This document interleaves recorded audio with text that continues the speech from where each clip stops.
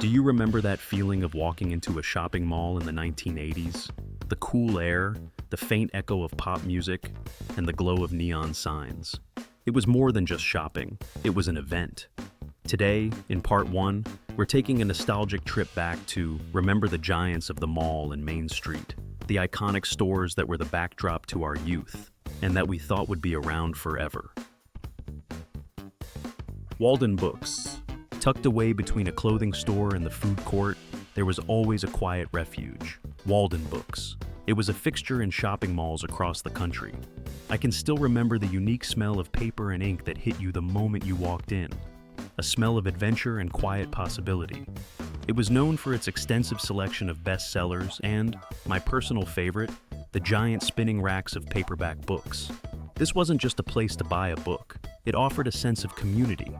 But the rise of giant bookstores like Barnes & Noble, coupled with the growing popularity of Amazon, led to Walden Books' slow decline. It was a quiet, cozy corner of a loud decade, a place where so many of us first fell in love with reading. Kenny Shoes. If you were a kid in the 80s, you knew that back-to-school shopping meant one thing: a trip to Kenny Shoes. This store was a prominent shoe retailer, known for offering affordable footwear for the whole family. I remember the smell of new rubber and leather, and the excitement of trying on a fresh pair of sneakers for the new school year. Parents just loved the variety and the value they got at Kenny's. But just like with many other stores on this list, consumer preferences shifted. As bigger big-box retailers moved in, the smaller, specialized shoe store struggled, leading to its eventual closure in 1998. The place where you got your first pair of school sneakers, and the confidence to walk into a new classroom. Radio Shack was a technology haven during the 1980s, a paradise for electronics enthusiasts and hobbyists. I remember going in there with my dad, and just being amazed by the walls of tiny drawers filled with mysterious parts. It felt like a mad scientist's laboratory. The store was popular for its extensive selection of batteries, cables, and hard-to-find connectors. If you needed a part to fix your stereo, or build a crystal radio set for a school project, this was the only place to go. Radio Shack also played a pivotal role in the early days of personal computing, with its TRS-80. But as technology became more accessible, Radio Shack struggled to maintain its niche, and eventually faded away. It was the one store that sold the future, one tiny resistor and a 9-volt battery at a time. Toys R Us. In the 1980s, Toys R Us was more than just a toy store. It was a magical destination where a kid's dreams came true. I can still hear that catchy jingle in my head. I don't want to grow up. I'm a Toys R Us kid. That song encapsulated the brand's incredible appeal. The aisles seemed to stretch on for miles, stacked to the ceiling, with every toy and game you had ever dreamed of. I remember standing in the G.I. Joe aisle, just staring in awe. Parents flocked to Toys R Us during the holiday season, often lining up to secure the hottest toys like Cabbage Patch Kids. But as online shopping grew, Toys R Us struggled to change with the times, eventually leading to its heartbreaking closure. A place so magical, even the adults never really wanted to grow up. Kmart. Kmart was a retail giant in the 1980s, a go-to shopping destination for most families. But the most iconic part of the Kmart experience was the famous blue light special.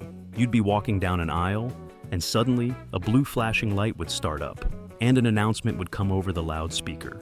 It created a sense of excitement and urgency as shoppers rushed to snag a deeply discounted item. And who could forget the in-store dining options? I can still taste the popcorn and slushies from their cafe. It was the perfect treat to end a long shopping trip. But as Kmart grew, it began to look outdated, unable to compete with more modern retailers like Walmart and Target, home of the blue light special, a place where a flashing light could turn a normal shopping trip into a competitive sport. Sears. For decades, Sears was a retail powerhouse, an American institution. The store was also still well known for its legendary catalog, especially the Christmas wish book. I remember as a kid, spending hours circling all the toys I wanted. It was a dream factory on paper. Sears was also where my parents bought our first Kenmore washing machine, a beast of a machine that lasted for what felt like 50 years. They were a trusted name in almost every home, but during the 1980s, things began to change for Sears. Their business model started to feel outdated, and stores began to lose money. It was the beginning of the end of an era for an iconic brand, a true American icon, a place where you could buy a wrench, a washing machine, and a dream, all from the same catalog. Today's consumers are accustomed to dependable online and mobile experiences, in addition to an elevated physical experience if they so desire. Sears' inability to execute on delivering these omni-channel experiences is just one of the many ways this former retail hero let down its once booming customer base. Sears ultimately failed because of its reluctance to fully believe in the consequences of a rapidly changing retail landscape. But Sears certainly was not alone. Businesses like Mattress Firm, Toys R Us, and Sports Authority have crumbled in recent years because they held on to an outdated view of the world for too long, were too focused on their traditional buying and selling cycles, and were too slow to transform. Companies like Walmart, Target, and Macy's, who are reshaping their businesses to engage consumers in new ways, are the ones who have not only embraced digital transformation to compete in the age of Amazon, but have invested in integration technology to help fulfill the promises of those digital strategies.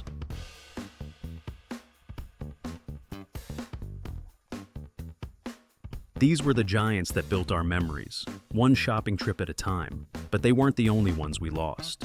Join us for part 2, where we'll look back at the beloved neighborhood stores, from the local supermarket to the one-of-a-kind members-only club. If you enjoyed this trip, please hit that like button and subscribe so you don't miss the rest of the story.